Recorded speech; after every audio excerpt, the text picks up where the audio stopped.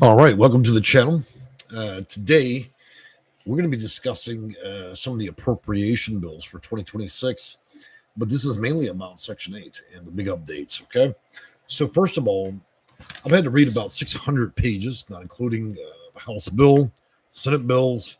It's a lot. I also read every relevant article in terms of what's supposed to be happening for 2026. And to be very honest, a lot of the articles are written on the basis of singular individuals with a vested interest in preaching what they'd like to happen. In this channel, we're not going to speculate. First, we're going to talk about the committee bill passed, okay? And I'm going to link that up real quick for you guys. This is the House of Representatives and what they passed for 2026. And this is going up to the Senate. The Senate is still deciding. Deciding factor, I believe, at this point will be October 1st. But look, those guys up there that smoke those cigars and drink whiskey, 20-year-old whiskey, they can stop Congress. They can take vacations. They can delay these meetings, all kinds of stuff. So what I'm seeing is the Senate is going to do a reconciliation. In other words, they're going to reconsider what the president wants and determine whether or not they're going to allow that to happen for 2026. So that's where we are. I had to read a tremendous amount in order just to get this information because it is the most common. I got to be honest. The way they do Congress and the House and these bills, it's the most convoluted thing. You'd probably have to have about 3 PhDs to get through half the shit they're talking about. Okay, but we're going to focus on HUD. So let me get that link for you guys. That way you can see it for yourself. This is a committee bill from the House, and it's passed.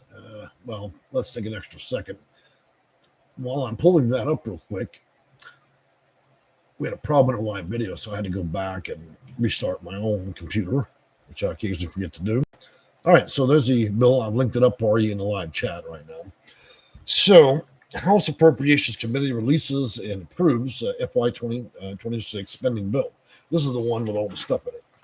So the U.S. House of Representatives Committee on Appropriations on July 17th approved draft spending bill that would fund HUD programs for the fiscal year of 2026. The bill was approved 35 to 28 partisan vote. The full committee vote will followed by July 14th votes for the House Appropriations Subcommittee on Transportation, Housing, and Urban Development, better known as THUD, T-H-U-D. So, the bill proposes to fund HUD for $67.8 billion, a decrease of $939 million, roughly $1 billion from the 2025 year budget. So a 26% slash, okay, not 40. While this means lower funding levels for key affordable housing programs than last year, the House Appropriation Spending Bill largely rejects the several cuts proposed by the Trump administration for 2026. The progress is a direct result of advocacy on both sides of the party lines. So looking further in, and the reason I'm reading this word for word is because I want the information to come strictly from the Appropriation Committee, okay? That way there's no questioning what side of the aisle I'm on. So although the housing draft bill rejects the redesigned rental and homeless assistance, it would reduce funding for key housing programs and formalize a 26% cut in staff previously implemented by HUD Scott Turner. And so it goes on to say, let me get to the important part here. So it says that Appropriation Committee is yet to announce its schedule for releasing the renewed draft bill for 2026. Congress will need to enact a short-term funding patch known as a continuing resolution. And so where all this leads to is this. At least for the year 2026, it doesn't, well, we don't know till October 1st, but it does not appear that there will be a state block grant approved. In other words, instead of federal funds being issued by HUD down to PHAs or public housing authorities, it appears that this will remain as is rather than going to states as state block grant.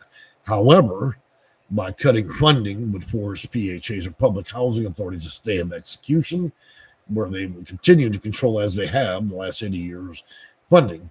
However, what's being pushed through very hard right now is the concept of forcing through federal rules or through the Senate and House that housing authorities impose the 2-year limit or some type of limit. There's already 20 of them that do that, across the nation, but it would appear if you can't win the war in the front line, you can win it on the back line. And we all know that Mr. Trump, when he decides to do things, if he doesn't clear the specific agenda he has, then he'll do it a different way. I know that largely 2025 has been an example of defunding housing authorities to make it difficult. What we face in 2026 is likely with steep budget cuts. The housing authorities around the nation would have no other choice. They're already starved for cash, so they have no other choice than to really limit the number of vouchers issued. The amount of money being funded is $1 billion less, which doesn't seem significant in the overall $70 billion budget, but what it does mean in terms of everything else is with rising rents, it won't keep up. And that puts roughly half the vouchers out there that would be potentially issued being worthless. And that's if the housing authority doesn't dilute that further. Now, limitations may be strictly at the pleasure of the housing authority to limit, giving them further power. So I have some grave concerns behind that.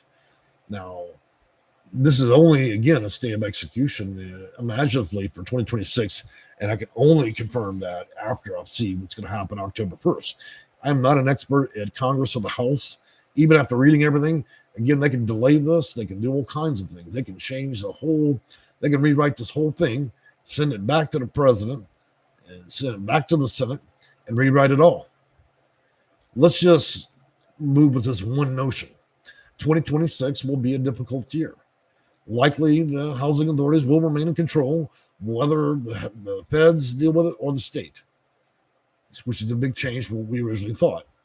It turns out the Senate is not going to accept everything that the president is wanting to push through.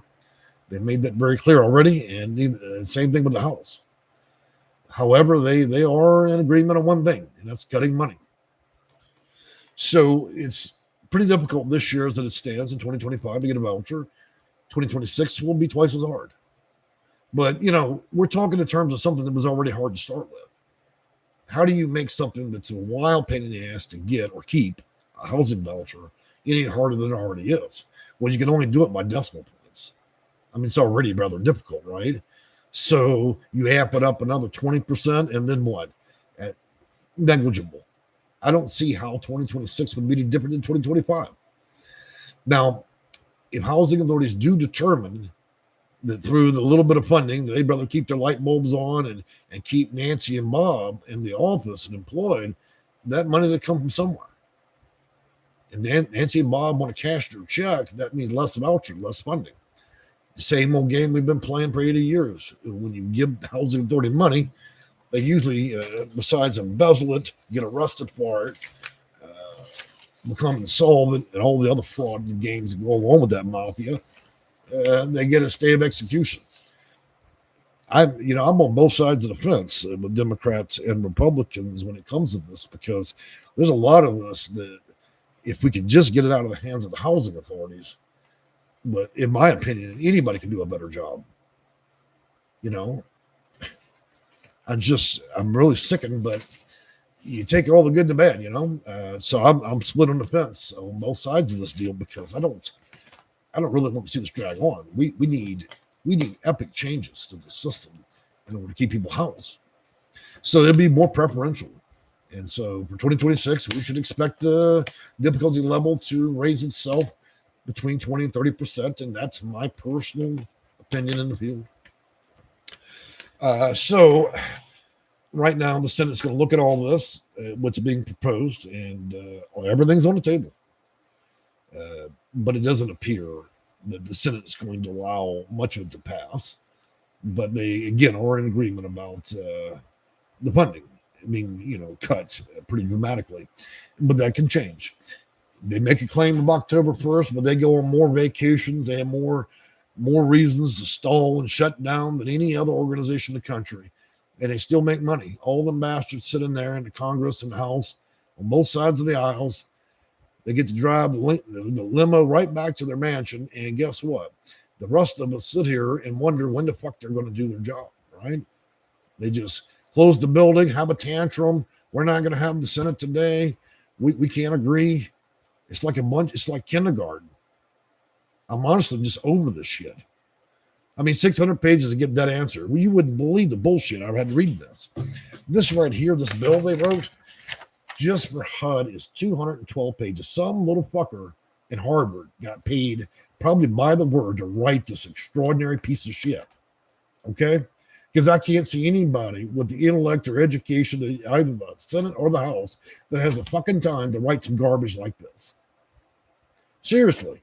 It's written almost like it's in Japanese. This is the shit we contend with as Americans. Middle America can't even read the fucking bill. I'm struggling with it, and I'm educated.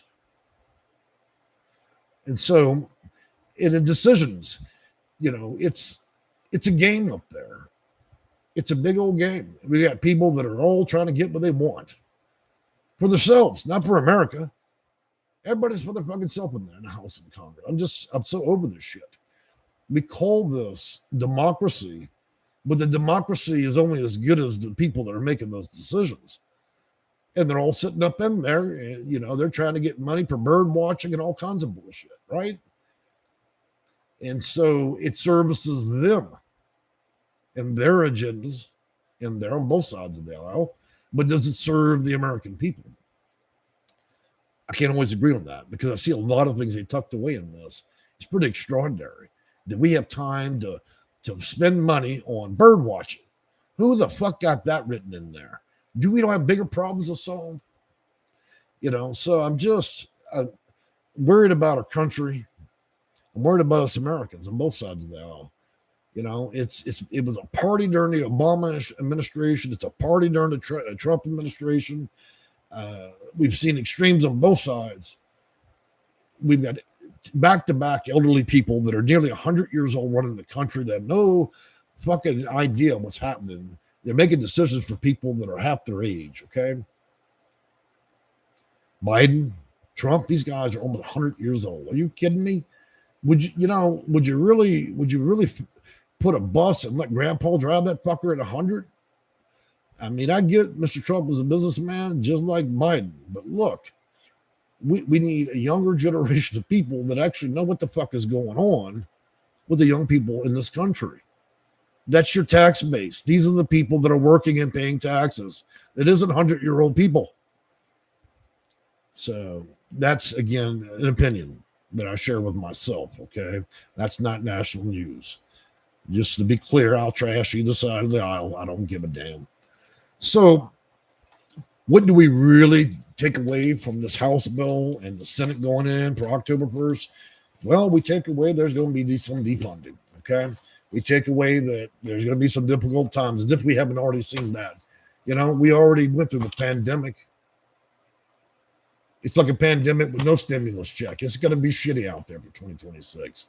People that need housing and vouchers are already struggling. This is nothing new. What are you going to do? Light the homeless on fire?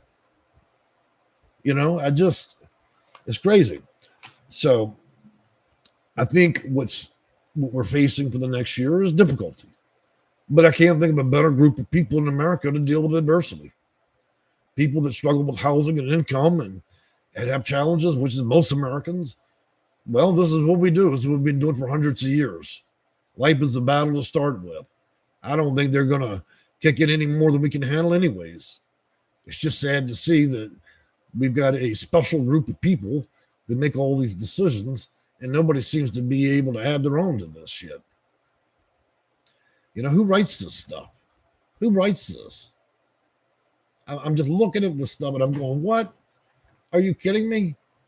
We're bartering like we're at the fucking flea market to put all kinds of trash in these bills on both sides of the aisle. We're talking about making 1 million or more people homeless. Who's bartering for these people? When are we going to come back to reality? Well, now that I've preached a bit, said what I need to say, I think that as soon as we get the Senate approved appropriations bill, provided they don't have a vacation, they don't disappear, They don't shut down. You get to do all kinds of special things.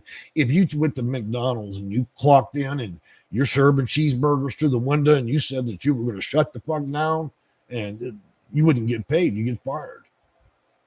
Maybe we need to put firing limits on senators and then the Senate and the House. You don't go do your fucking job, you get fired. Let the American people do that. Put them up for vote. Vote them out. Vote them off the fucking island. Put bird watching in there. How to improve, the grass in Montana. Put them up. Vote them off the fucking island. Seriously, this is crazy. All right, so I'm going to recognize a few people. AJ, I'm the second person to press the like button. Well, thank you. Maria. Let's see what Maria has to say. Sheila, have severe depression plus issues with my L4 and L3 completely bone. I'm 60 and on Section 8. Do I qualify for mental impairment? Well, I'm not a physician, and I don't think that that's enough information. Honey, you're giving me a one-liner in a live chat in the open public. Maria, I would have to discuss your case with you, probably out of the public platform here, and make a determination as to whether or not you actually have what would qualify as a disability. Okay, it's what you're asking, and the information you provided isn't sufficient to actually give you a real answer. Okay, Thudworks, my comments keep getting deleted. Well, I would speak to the YouTube gods. My keyboard is around 6 foot away from here. I don't have a magic red button in here that says delete your comments. Okay. If you say or do things, let me give you a great example, guys, while your comments get deleted. There's a set list of words that YouTube does not allow. Just as a good example, if you're at a hospital and somebody takes a stool, STOOL sample, that word will get blocked. But if you're talking about a bar stool, it'll get blocked too. Why? Because the word. You're saying something that YouTube doesn't like, and that's the way it goes. And guess what? Some of your stuff did come through because I'm reading it right now. Maggie Smith, Maria, okay. All right, so just want to hit the like button on this video. So, one thing we're also going to be discussing in some of our future videos here is we're going to go back to some of the basics for housing for 2026 so we can better understand the housing choice voucher, how to apply Section 811, because it doesn't appear there's going to be a fast track with this. This appears to be something that's going to languish for a couple of years. And so sometimes the president wins, sometimes he doesn't. Ultimately, the real power comes from the Senate and the House. Nothing, if it didn't clear them, then you don't have anything. And if his own folks ain't going to prove it, then I guess they're not going to prove it, which is very surprising to me, because I imagine he's probably going to, some people's heads are going to roll if that bill don't pass the way that Mr. Trump wants. So I would probably go home and close your blinds, count up your gold coins, because you're probably going to be unemployed if it's left up to this president here. He'll probably fire you and call the paddy wagon on you. Who knows? So whoever don't fall in line, you're out of there. You've been voted off the island. The man's very serious about voting people off that island. And that includes you up in the Congress and the House. You're not immune. You might even get 3 hots in a cot. You never know. These are tough and perilous times. So I think the only thing we're going to face for 2026, again, is a lot of defunding, okay? But, I've been shocked before. Since Mr. Trump's taken office, there's been a lot of shock. He's changing the whole system, the whole government, and almost every federal agency out there.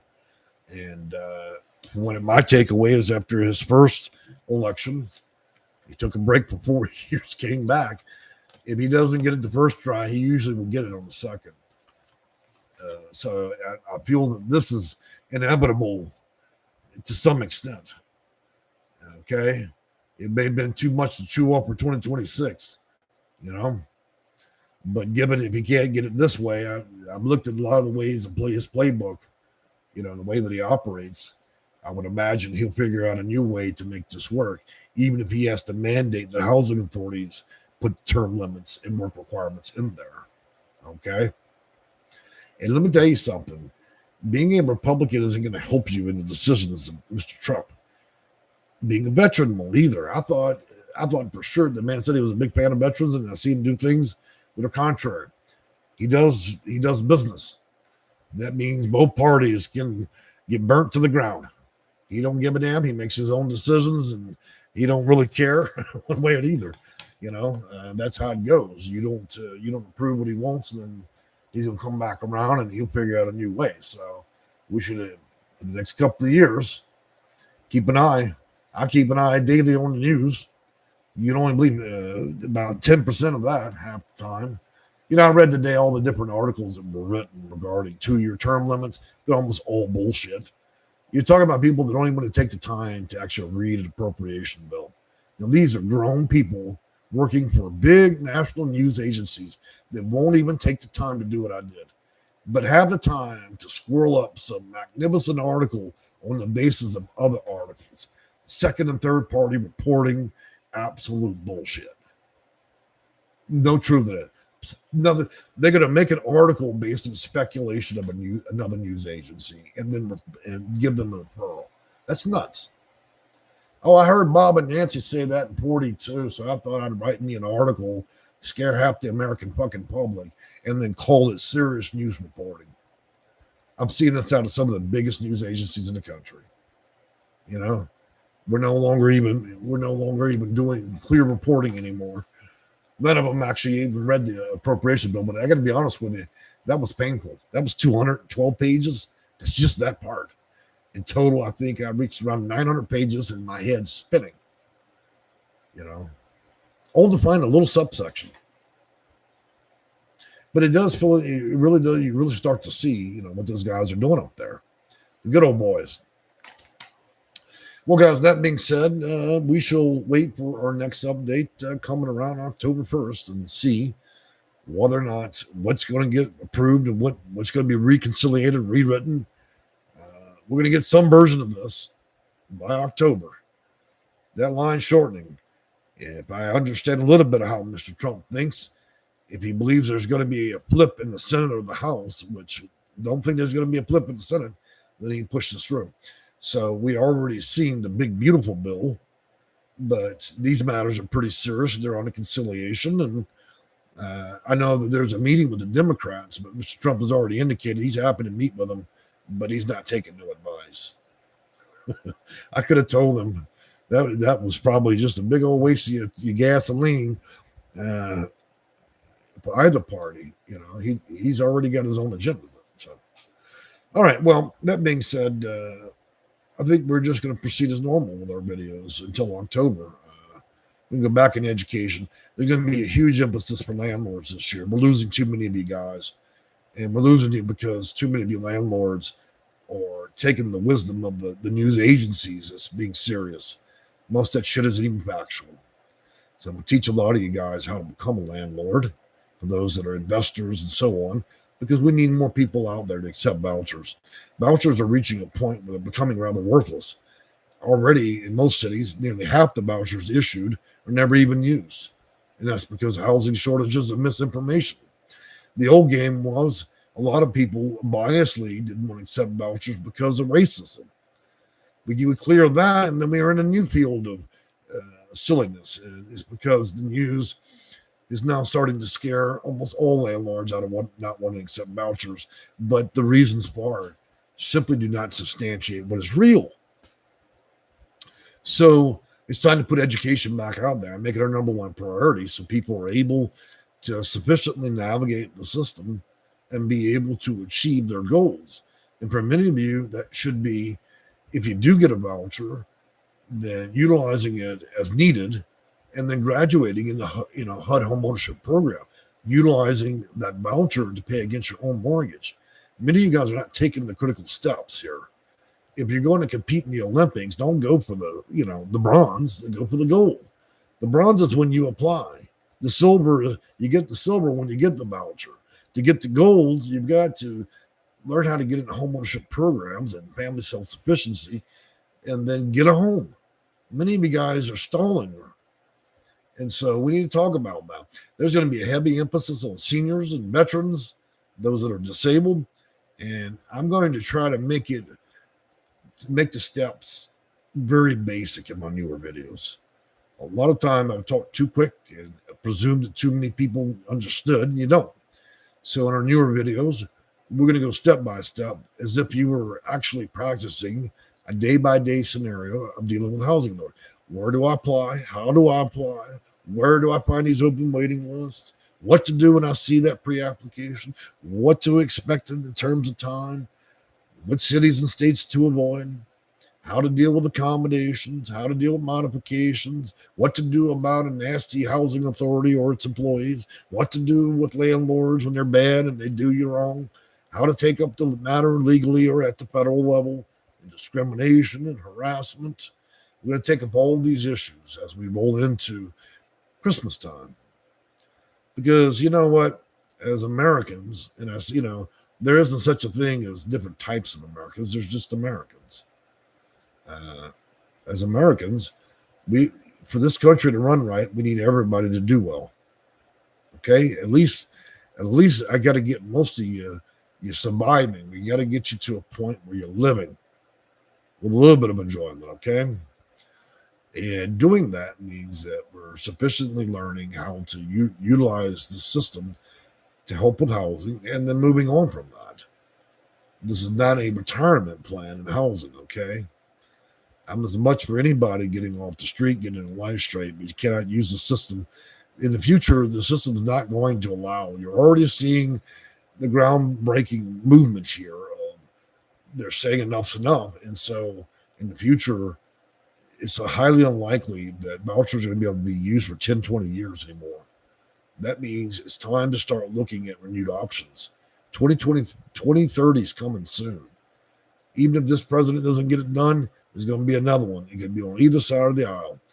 The days of using vouchers for decades are over. I'm telling you guys, that's what you face. And it's coming sooner than you think. I predicted it 2030. But here we are.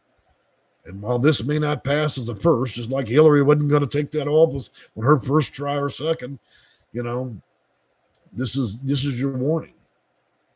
And so we need to look at better ways to utilize this. If you can get a housing voucher and move on to homeownership program, that house is nothing but a moneymaker for you. The lawn can be rented, the backyard can be a dog walking area, every room in that house can be rented. It's nothing but a moneymaker if you know how to monetize it. It's a way out. Nobody wants to sit under the government, the government coffer. You're indenturing yourself to housing authorities that are like mafias. We have a good name for that down south where I come from, Louisiana. You're at the plantation. Don't indenture yourself, okay? The people at the housing authority have one job only, and that's to do their job as meanly as possible and not teach you a damn thing. If you allow it to go on too long, these people got control of you. And a lot of you I've had to rescue from project-based housing. You thought you were big time. I've had some of the toughest black folks I ever met in my life doing project-based housing. They were ready to move within a week. Same with my Mexican friends. I live in Houston. We got a good mix out here. Project-based housing is just for people that want to do it the hard way. Everybody that my office has helped, and I think we've now crossing almost 30,000 over all these years. We've helped. We've never considered project-based housing as an option. Let me tell you why you don't want to consider that. Besides you going out and applying and putting up with all the bullshit out of the housing authority and its workers, one, they indenture you through the voucher. But for you to go and also not only indenture yourself to that housing authority, its employees and its rules, you want to make them your landlord too. And then third to that, you're going to put yourself in the county jail, because that's what I would compare most project-based housing. People giving up on life, a lot of that in there. And that's not including the apartments that have been rented out by the drug dealer and everybody else. You can't even go check your mail without Nancy turning tricks at the post box. We all know what I'm talking about. It's real. It may not be real in every project-based housing, but let me tell you, I can take you up New York, Jersey, and L.A. You see the real deal? I ain't going to take you there. I can take you on the east side of Houston to show you that. Some of the toughest neighborhoods we got are veteran buildings. We got good veterans and we got veterans that are doing things they're not supposed to do. You wouldn't make it 20 feet through one of those projects with all those veterans are kept. I'm just telling you. So, but I mean, that's not the mission here, is to disparage any party. The mission is to get in, to you as an American, to be able to utilize your options. And these options are put forth for all Americans that go through struggles. And if you're not disabled and you're not a senior, then we need to look at how to graduate you into a home to move on and actually quit surviving and start living a bit. Okay? I know there's all kinds of circumstances. I've seen it. I empathize deeply with that. In my early life, between teens and mid-20s, I was homeless for a decade. I'm one of the only consultants in the country that understand it from both angles. That means I know how to walk a mile in your shoe. I know how to walk 10 miles in your shoe. Okay? Know the system, been through it. Now, homeless shelters know all of it. Travel quite a bit, So you're not just talking to anybody, and I'm not just preaching any old thing. The reason I made it out is I was smart enough to understand how to get through that system. As an adult, grown up, I now understand much better how to weaponize the system favorably for clients. I made a hell of a career of it, so much so that many news agencies follow what I say. Enough so where even law firms and many others contact my office just to figure out what's happening, Though I've never been on TV. I don't think I'd want that either. That would put too big of a spotlight on everything, and I prefer that we be able to do service to the public without being serviced with accolades. To be frank with you, a cease and desist from the Public Housing Authority is all the honorary degree I need. I love hanging those on the wall. It means I'm good enough to actually piss off most housing authorities. I'm enough threat to be able to achieve my goals. And while I don't walk on both the ethical or most moral side of everything, if you're going to play a rigged game, you better play to win without breaking the law. That's that big old gray area. Understanding loopholes in policies, procedures, understanding how to use FOIA, how to weaponize cases, how to rebuild them, and how to push people through the system is what's needed. But what my office won't do is help people commit fraud. For those of you who don't know, and I didn't mention and always forget at the beginning of my videos, my name is Jay. I'm the owner of Section8Consulting.com. If you've got an issue, any issue related at state level or federal level for housing, or any of the matters we discussed in this video, I can help you. What my office does not handle is tax credit properties. We deal with both landlords and tenants, prospective tenants, and of course investors. And we dealt with some of the biggest companies in this country and outside the country in terms of housing. In fact, I think we're going to be posting another rental property for the Jackson, Mississippi area. We got a long string of landlords across the U.S., especially throughout California, New York, Jersey. So it's been beneficial to many of our clients because some of the hard-hit areas, we have some really good landlords. And unlike a lot of greedy people, I actually screen out large companies, even the ones that run themselves as being fancy, and won't even accept their business if I believe they're going to try to weaponize our services against those of you that would like a decent home. Okay? So I think that I do what I can. I don't care if I'm appreciated for it.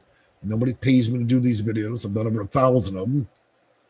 Take my time, and I give it to you guys. What you do with my time, I hope, is go out there and get a voucher. Many of you have. Many of you have taken enough from those videos where you were able to go out there and piece it together and do it. Many more contacted our office, and we worked with you a little bit. Some of you went through casework with our office. We've had some failures too. I got to tell you, since the pandemic, my ability to do my job has been significantly harder, and so it's, I think about 2 years after the pandemic, the amount of work we have to do in cases nearly tripled. And since this election, my job is now doubled to triple. It's extremely hard now. The timelines are about the same for most cases, about a year, sometimes a little less, to help people navigate the system, get vouchers, port them back where they need them. And many more cases where we're having to deal with clients assisting where they're landing in court, suing housing authorities for impractical professional misconduct and everything else, filing federal reports in order to ensure that either HUD or other agencies are able to investigate housing authorities and landlords that have committed federal crimes against those people. That's not to mention the many videos we've done on these housing authorities that would have their employees come in my channel, talk badly about me, which I don't mind. I talk badly about them. That's fair. I don't mind. If you're a housing authority employee, you want to come and say a bunch of dirty things about, I'm good with that. That's fair game. If you're a grown man, you understand that. But look, at the end of the day, I didn't defraud your housing authority. You did, right? When you stole every nickel in the building. 9 housing authorities in 1 year did that. 1 year. Because HUD doesn't have enough funds. They usually don't even detect the fraud until they've stole every nickel in the building. That's not including an additional 6 housing authorities that said they were ethical and operating properly, have been taken over by federal authorities, had the building stormed by the feds and FBI, and everybody got arrested. That's your good old housing authority. If the housing authority quits hiring prostitutes on 3rd Street to serve as caseworkers and have them sell vouchers on the corner like you do DVDs, then maybe we can get something done. But, there are, again, many housing authorities that operate ethically and with great pride. There's just not enough of them. And for those of you that operate ethically, you have all the accolades in the world from my office for doing so. It means you still serve the people. For the rest of you that have lost your way and want to make things a living hell for people that want to get a voucher, you can look at your life, because when you die, you're going to deeply regret your actions in life. There's going to be a day to pay. And if you're going to work at a housing authority, take advantage of people, further victimize them, and think you're going to walk scot-free on your last breath, you're not. We all answer for what we do. So rethink. If you don't like your job, then quit your job. Because it'd be far easier for everybody involved if people would just act with a little bit of empathy and understanding versus a sense of entitlement, a sense of authority. Because when you leave, you walk out of that housing authority, you ain't nobody. I've never met a housing authority employee that made that much to start with. So you're nobody. You ain't no better than the next fucking person in the project-based housing. Only difference is you've been given a little power. Now, whether or not you use that power to help people, to empathize, or whether you use it to be a little devil is your business. But you're asking for it. We all have a payday. We need to think carefully as a country and as Americans, the decisions we make. Just like the circumstances of trying to arrest homeless people. Yep, some of them can't act right. Out there doing all kinds of crazy shit. Needles on the sidewalk, beating people up, stabbing, kicking, beating. Yeah, you're right. They should go to jail. But we can't subjugate a whole population of people. If it calls for that because of an incident for a homeless person doing it, then an act of laws that will allow us to be able to arrest those people. But the rest of them should be dragged along in the paddy wagon. Just because one person's homeless does not make every person trash. If that were the case, then me and my family from the beginning, growing up in a trailer park, were considered as low as white trailer trash as you could get. But yet that old trash from the South Louisiana park sitting here trying to serve this country. That's more than I can say for many housing authority employees that work at the lowest tiers. What have you done to improve anything in this country other than run your mouth and treat people terribly? I can't believe I have to sit in this channel and teach a little bit of morals and ethics. And I don't even have that much of it myself. But I mean, look, people need housing. They're not dogs and cats. And my cats would tell you very quickly, I've got 7 of them. They'd tell you real quick, they don't want to be outside either. It's a lot easier to watch Netflix in a cozy blanket than to sit out there in the rain when nobody gives a shit about you. That's the same thing homeless people face, except they're not cats and dogs. We're forgetting our ways, Americans. We need to rethink about this. And for those of you that are Christian, you understood that mission because that mission was a thing that was given to you 2,000 years ago, a set of instructions. If you don't believe in those instructions, you're not a Christian. Because if you can't practice what you preach, then you need to get on with your business. I just thought I'd throw that in there. We know we got a lot of fake until you make it. Let's get back in these comments. I don't want to get too deep into religion and politics. All right, so I got to get this where I can see it good enough to read the comments. God knows, I hope y'all aren't talking too bad about me. I've been on Section 8 for 35 years, and I'm really mentally ill and SSI. I still keep my voucher. Well, your qualification to receive and utilize a voucher for 35 years is at the hand of the housing authority. And whether or not you continue to be able to utilize that, well, I can't determine that on just a paragraph you wrote me. You contact my office, happy to talk to you about it, but otherwise, I don't have enough practical information to give you a professional answer. I cannot do casework in a live video chat for a whole lot of reasons, including legally. All right, so for always and ever life, do you cover New York? Well, housing programs are federally funded, which means I'm trained to be able to do in practice housing in all 50 states. I service all 50. I've got, though the vast majority of my clients, around 60% is in California. Just short of that's going to be New York, Jersey, Massachusetts, and then, of course, the rest of the country, with a large portion coming out of Texas and Florida. And there's one of my cats using a litter box. Thank God y'all couldn't hear that one. All right, so Shannon Smith says, right. Maggie Smith goes on, sometimes volunteers are disrespectful as well. A neighbor yelled white trash at me.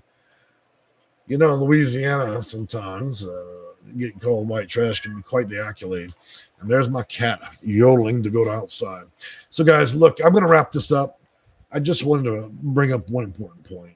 We're up for some big changes, and we don't have a solid answer just yet through the subcommittee for the Senate. They say October 1st. We'll see. We'll see how much sticks and how much don't. Until that time, we're going to move back into the basic videos to help you guys stay on track with getting housing or keeping it. Any updates we get, I'll try to publish as soon as I can. I've enjoyed talking with y'all, and if you have concerns or other issues with housing, you can reach out to our office. Our web address is www.section8consulting.com. Thank you, and have a great day.